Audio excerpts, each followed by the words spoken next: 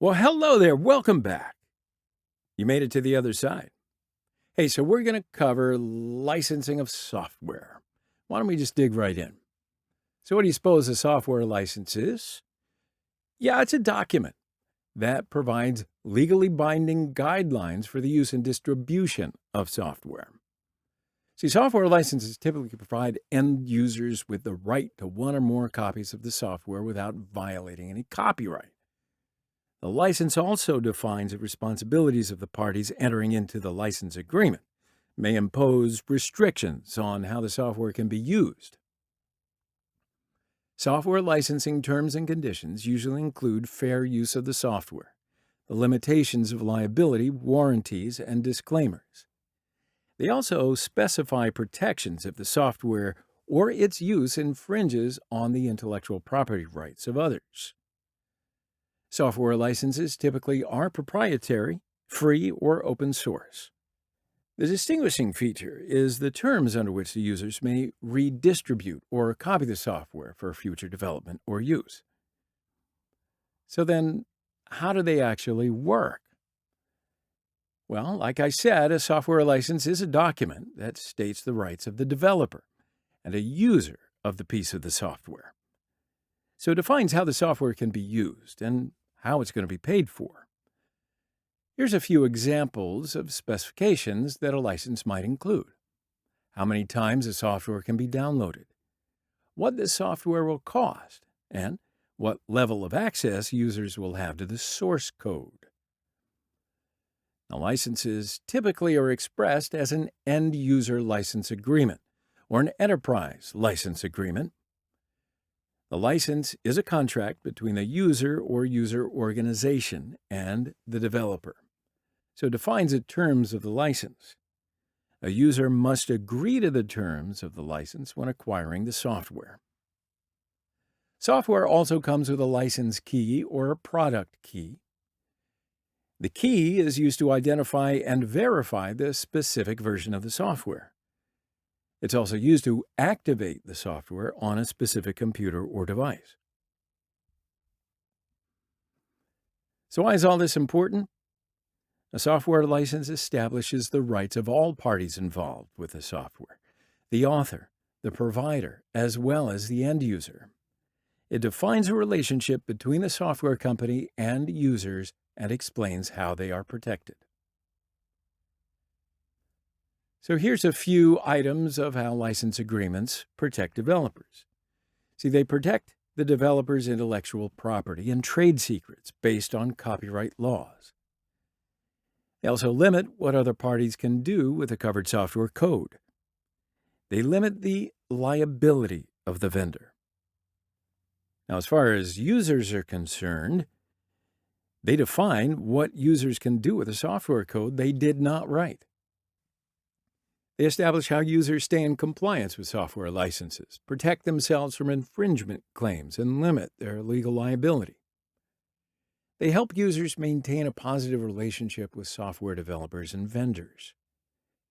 They also prevent overspending on licenses by establishing clear parameters of how many licenses an organization will need. So yeah, there's a couple of different general types of software licenses that differ based on how they're viewed under copyright law. Free and open source software, FOSS licenses. These are often referred to as open source.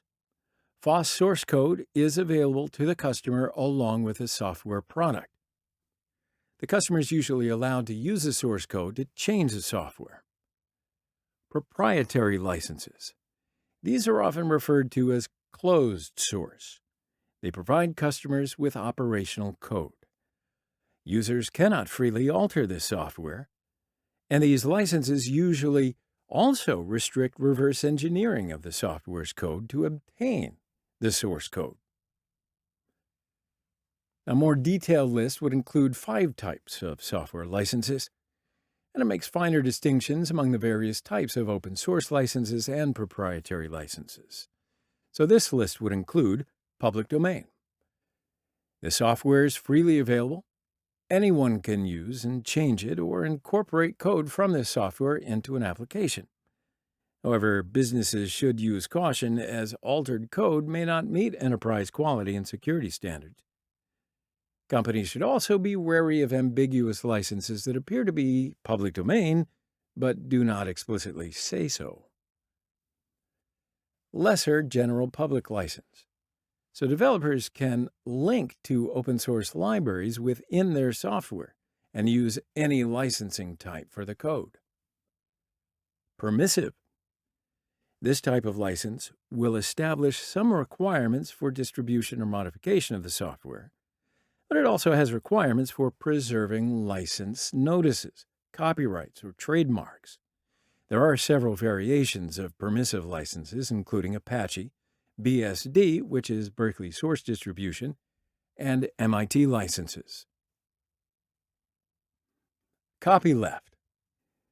This license code may be distributed or modified as part of a software application or project if all code involved is distributed under the same license.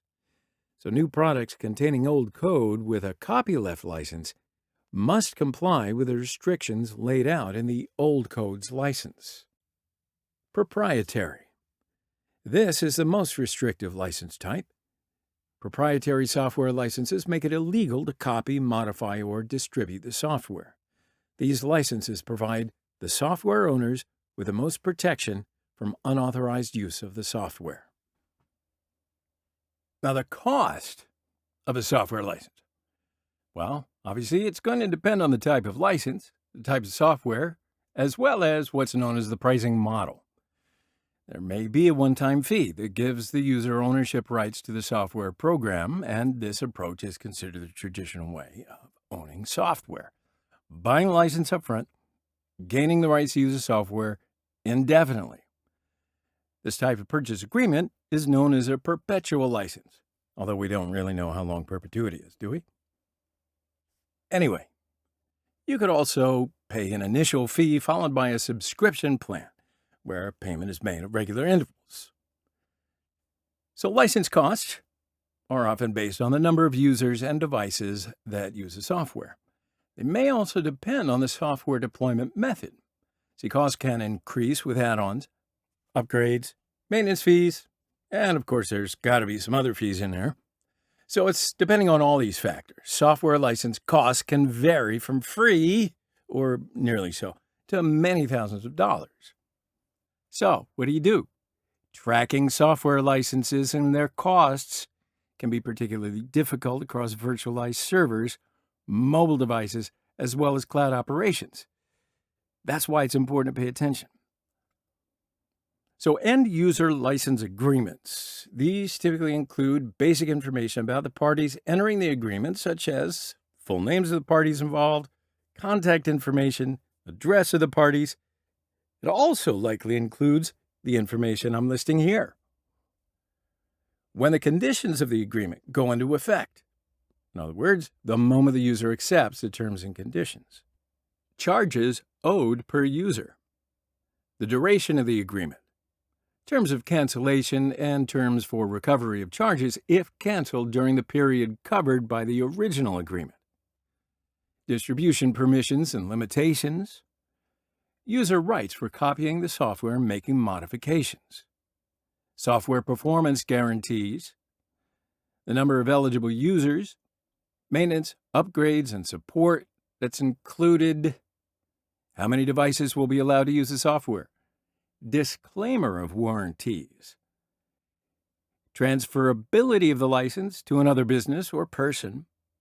Exclusivity or non-exclusivity of the software to any one customer. And governing law, and which entity will have jurisdiction over legal disputes about the license. Yeah, there's a lot in there, but it's always very important to know your software licensing. And now you do. Okay, so we're going to wrap it up here. Now you know about software licensing, and we can continue the next video. I'll see you on the other side.